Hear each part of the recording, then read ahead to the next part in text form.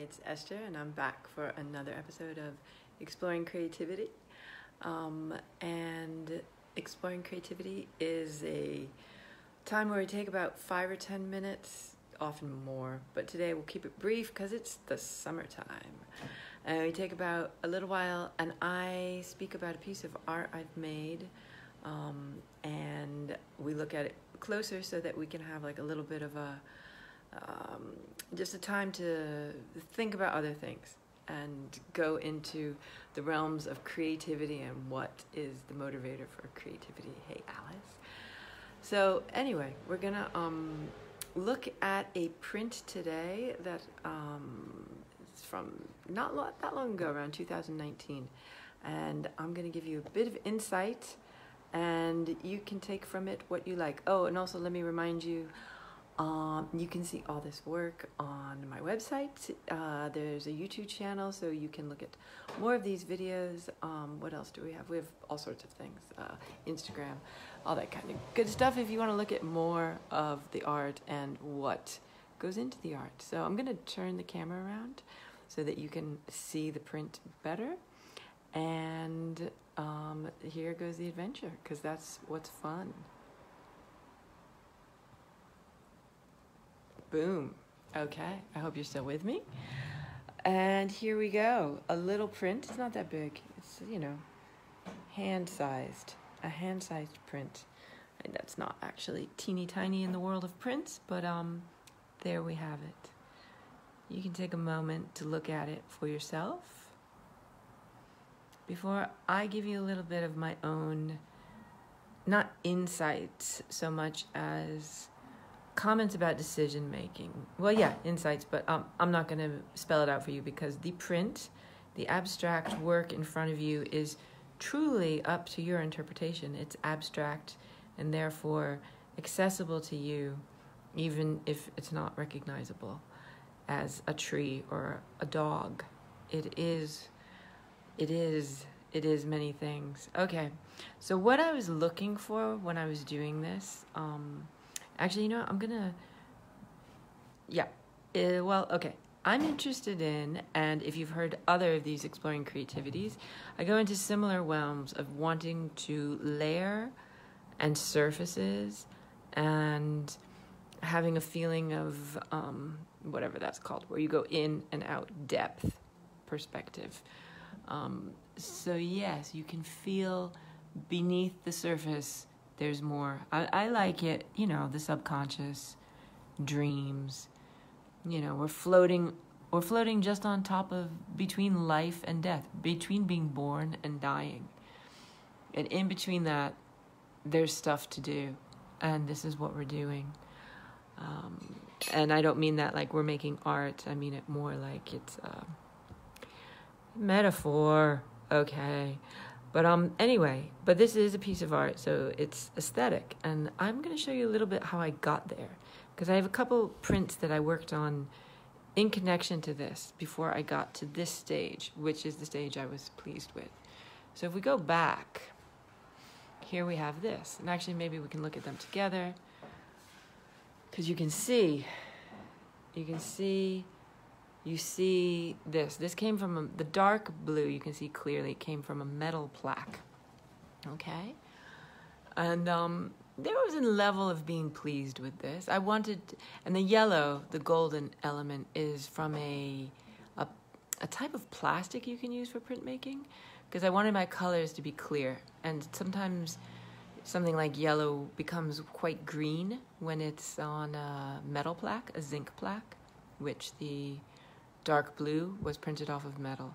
So I like to have colors, and printmaking is a challenge sometimes to get colors into. It can be rather black and white. So here we have yellow and dark blue. And I liked the misplacing. I liked how it was off. It wasn't sitting in. It wasn't, you know, there's something about the imperfection of, you know, the space between it that reiterates the form. And I was interested in that, but I was messing around And we came out with also this one, which actually is the other. You can actually see, let's help you out here. You've got that obvious big metal, well, it was from metal, it was on paper, form. And these forms are different. It's a loop that's on the sides and coming across the bottom. So now you can see I'm dealing with two different metal plates. I'm working again in a series, but it was a limited series because there's only two. And working with the color to make it, to bring out, you know, to emphasize the spaces that are there. And then instead of just doing it, I slipped the whole thing around. And that is what happened. And, you know, that's one of the things that can happen. It's an option of, instead of it being this space, so this here, twisted and it becomes over here. Just wanted to see how we could mess around with things, make it a little bit awkward. It looks a bit stained.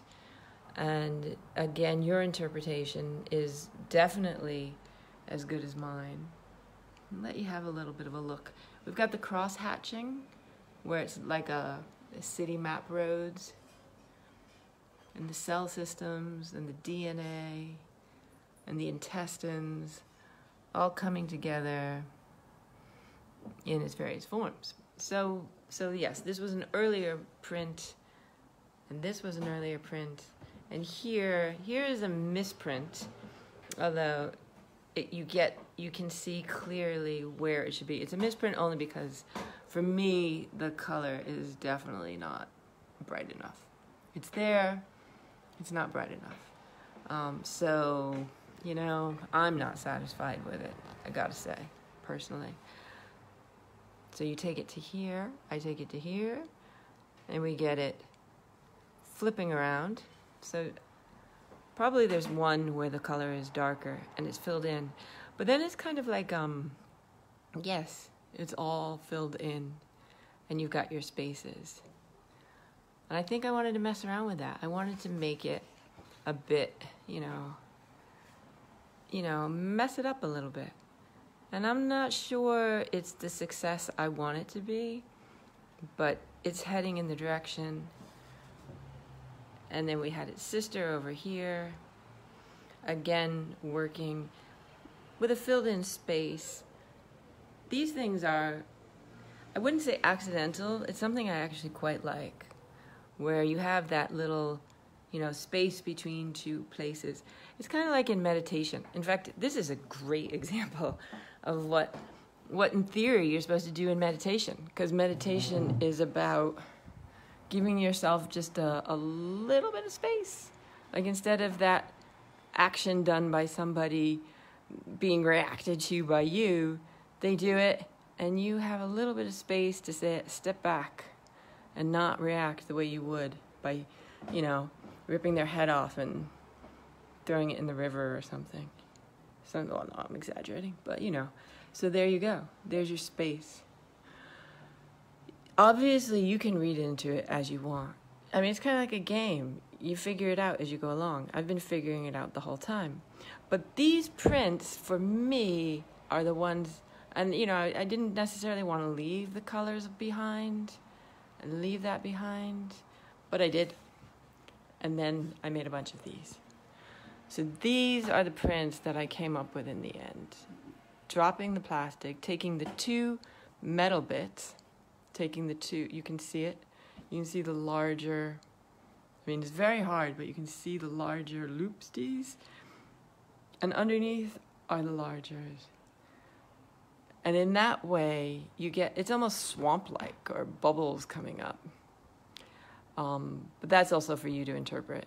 I'm not necessarily, I mean, I'm making that part up as I go along, like looking at clouds. You can see what you see.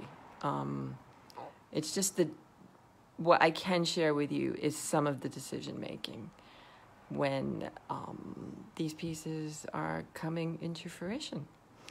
Anyway, I am going to make it brief because this is summertime, so I'm going to actually turn you around to say my little farewell. And thank you for showing up.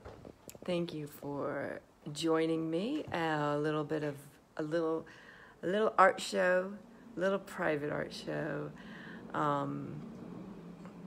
just to, you know, keep it all fluid, keep it all like, you know, thinking in creativity. Because creativity, we've all got it. We've all got the flow. We don't always realize it though, and it's nice to think about it.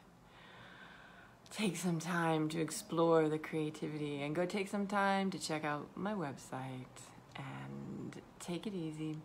Enjoy your summer break, whatever that might mean, staying very cool in air conditioning, or here in Paris, it's cold. Look at long sleeves. I'm wearing long sleeves. No air conditioning. A fan for absolutely no reason. So anyway, you take it easy. Thanks for showing up, and I look forward to seeing you again on another episode of Exploring Creativity. Bye. Lots of love. Ciao, ciao.